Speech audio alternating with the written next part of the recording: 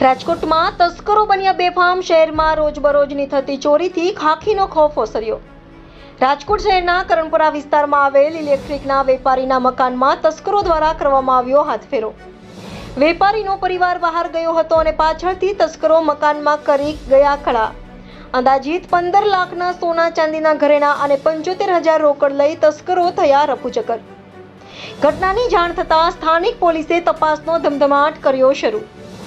Reporter ભરત ભરવા સાથે Rohit Bhojani, India 24 news, Rajkot.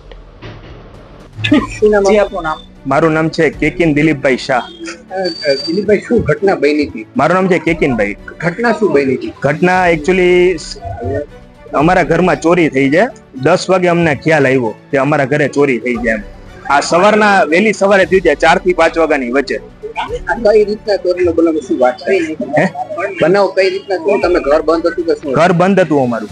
એટલે આખી ઘટના બોલો. એટલે એકચ્યુઅલી શું છે, શનિવારે અમારા આખા ઘરમાં ઉદયની ટ્રીટમેન્ટ કરવા માટે 3 જણા આવ્યા હતા. એને આખા અમારા ઘરમાં ઉદયની ટ્રીટમેન્ટ કરી. શનિવારે સવારે 10 વાગ્યા પછી આવ્યા હતા. સાંજે 4 વાગ્યા લગી એ લોકો કરી હતી. પછી અમે અમારા ફૈબાના ઘરે રહેવા ગયા હતા, કરણસિંહજી મેઇન રોડ ઉપર, વ્રજભૂમિ એપાર્ટમેન્ટ. માહિતી 1/2 કિલોમીટર થાય.